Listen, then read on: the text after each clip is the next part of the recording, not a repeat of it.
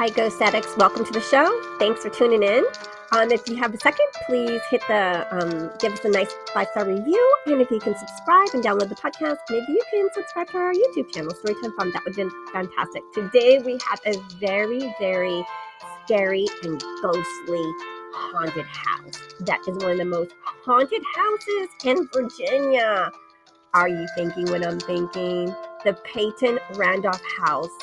Oh yeah, the Peyton Randolph house. Now, you're like, where is that at? Okay, so it's in Williamsburg, Virginia. It's at the corner of Nicholson and North England Street.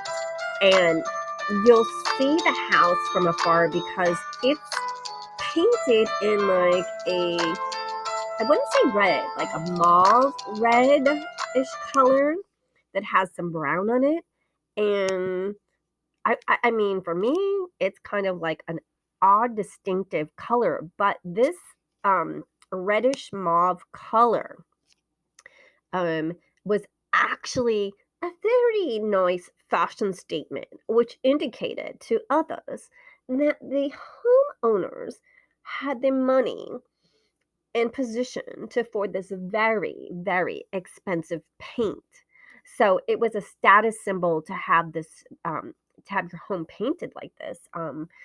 So, and it's very eerie color, like a reddish brown, dark red, just very spooky and creepy. But it's supposed to be a status symbol, and so it's known like after 200 years.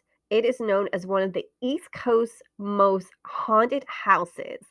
So in colonial Williamsburg. So let's tell you a little bit about it and then get into all the gritty details.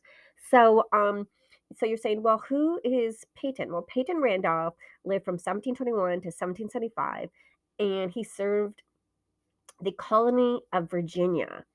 And he had many high offices. So he had high government offices, and he became the first president of the Continental Congress. So that's pretty big to become the president of that. And his father, Sir John Randolph, he was the only colonial Virginian to be knighted. So knighted by the Queen herself. And Peyton Randolph's father, Sir John Randolph, who was knighted, of course, because they got that special paint and they are very posh like that. He lived in the reddish brown house until his death in 1737. And also in the house, it's like it has an L-shaped appearance. There's connecting wings. So this house had wings like a grandma suite. So it had wings like the main house and this L shape and connecting the different wings.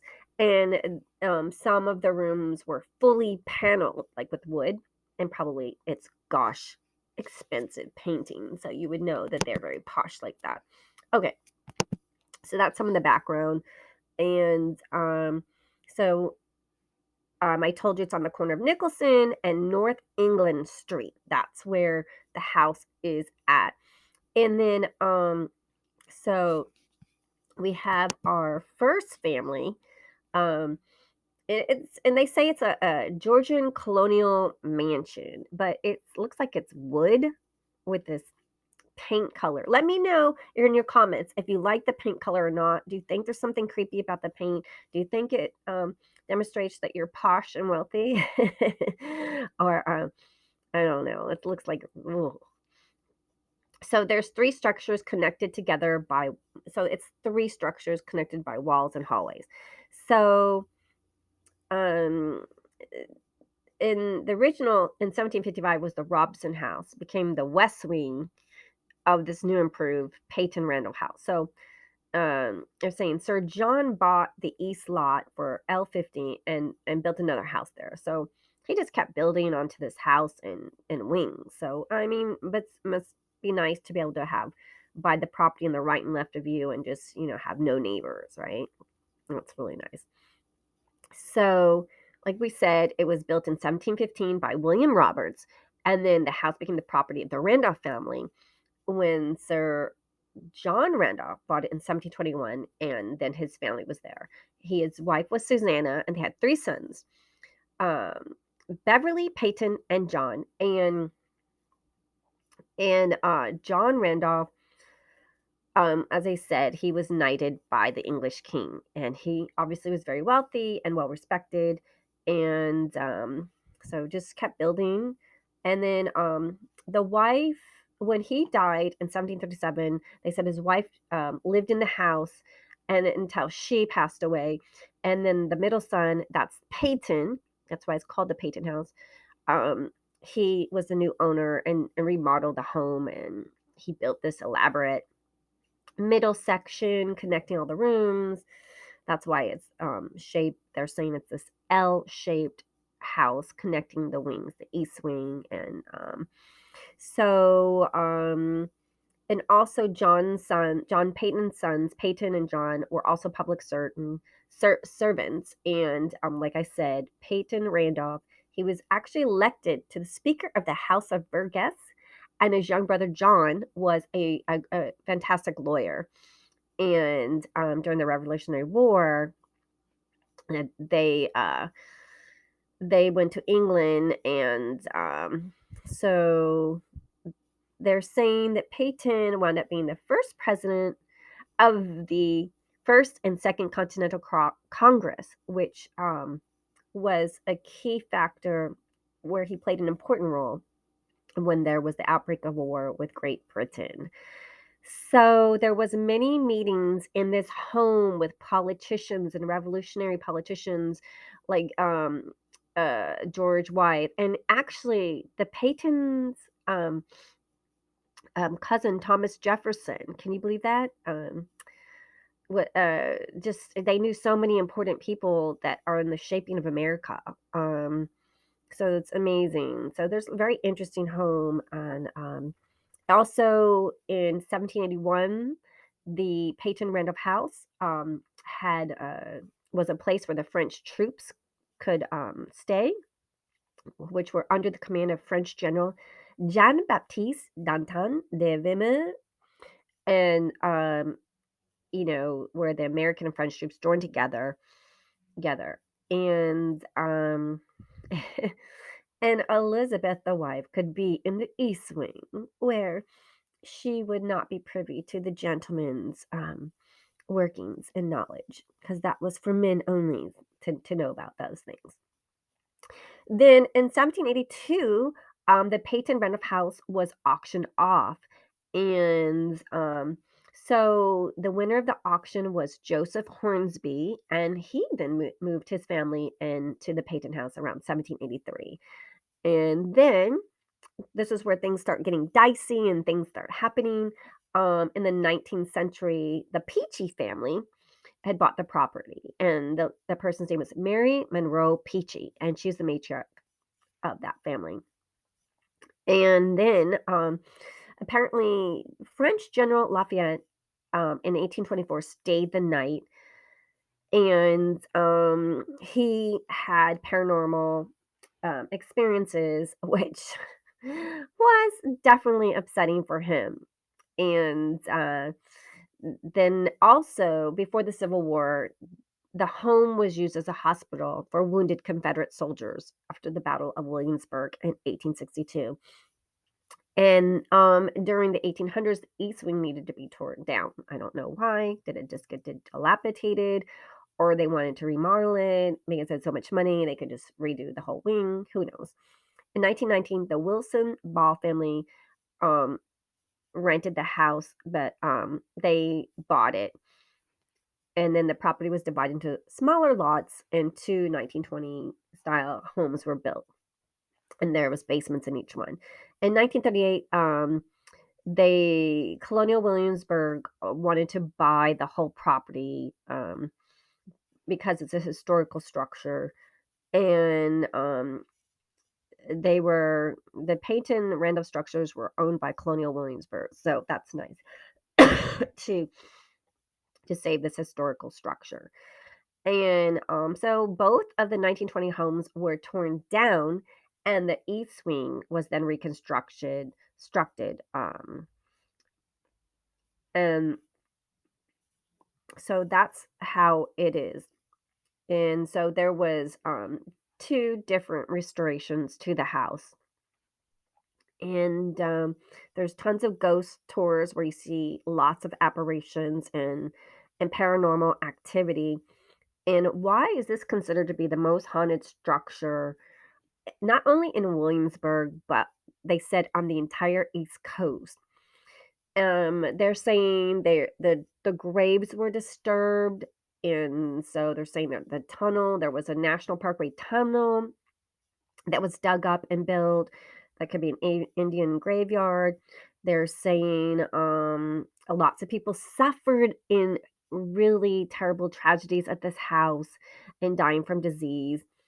And the Peachy family, both of her children, the boy fell off of a tree and the daughter fell off the second floor. So they're saying they hear children laughing and giggling and you know, and so they're saying in the throughout the history of the Peyton Randall's house, 30 people have died in the house through different things: suicides, accidents, murders, illnesses, and one man actually killed himself, shot himself, and then this young soldier came to stay with the Peachy family, and he caught TB and then died. And then we're saying when Peyton Randolph suddenly died, and so lots of strange things seem to have happened in this house. And so, like I said, you can hear shatterings of mirrors as you go throughout the house. You can hear boots walking around the floors. You can hear there's knocking on the doors. You hear voices. Lots of knocking sounds have just are the thing that people hear. And you hear lots of children playing, and there's spirits that seem to move the furniture around. And they're saying there is an apparition of Mrs. Peachy. Um, Her image is of, of an older lady, very mannerly. She seems to be grieving. She lives upstairs on the second floor. They're saying she wears a flowing gown with this lace cap on her head, the style of that time period. And she's still grieving about her children. And so they're saying it feels like nice and warm. It doesn't seem to be, something scary. And she actually sometimes touches the guests, wringing their hands. And but they say it's a very warm spirit. Nothing that they're scared of. And so they're saying that upstairs there has been people waking up in the middle of the night and see a white shimmering translucent male apparition standing in the corner of the rooms. And we don't know if it was the college student that got sick and died there or the soldier. And they're saying the employees and staff that work there see the young man in his colonial outfit, and then he just disappears. And there's this also, you get physical contact when you go into this house. So, oh my gosh. So they say that French General Lafayette, who stayed at the house, he felt the cold hands on his shoulder. They didn't want him coming to the house. Maybe they didn't like him. So he heard voices all night long, and he's saying those spirits weren't nice, but cruel, evil, seemed to be hostile. And this mean spirit also terrified the female hostess by trying to push her down the stairs.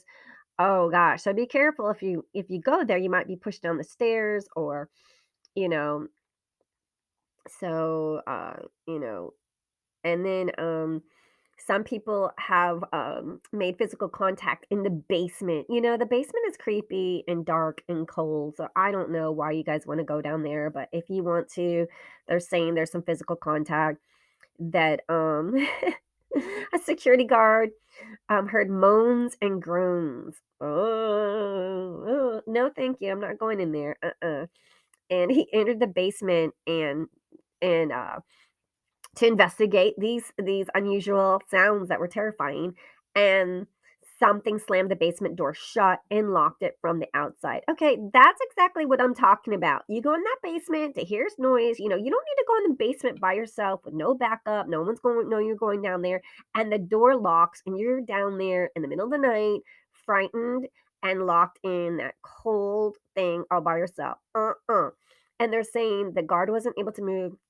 He was paralyzed in fear and just is stressed out. And then his boss finally found him. And of course, at that time, the basement door just was able to open, it wasn't locked. And of course, this guard left his job and said, "No, thank you." Very smart guy. And they're saying there's more of these strange occurrence where security guards hear like shuttering doors behind the house in the basement cellar and loud and scary growls. No, thank you. No, no, no, no, no, no growls and scary growls and angry growls. When you hear angry growls, like that's like somebody saying, "Don't come over here." Why do you want to come over? Like when a dog is going growling, he's saying, "Don't come near me. If you come near me, guess what's going to happen? You're going to get chomped on." So if you don't take those clues, you're going to get chomped on or pushed or touched.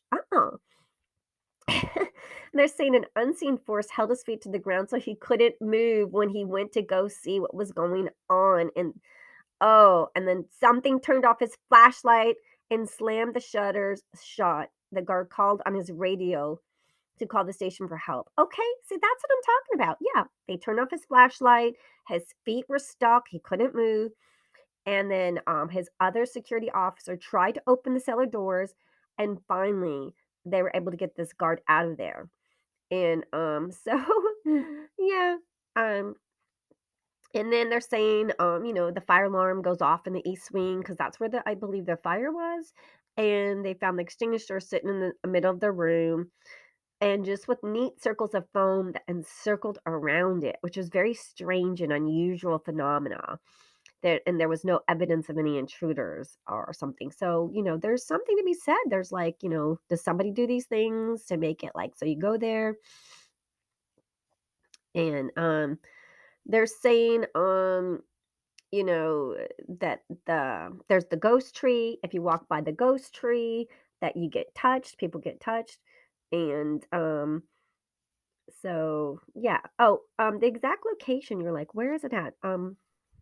I believe it's 100 West Nicholson Street, Williamsburg, Virginia, 23185. Like I said, um, the mansion faces Market Square on the northeast corner of Nicholson and North England Street. So, yeah, if you go there, tell me how it went. Did you get touched? Did something growl at you? Did you have a nice, friendly spirit?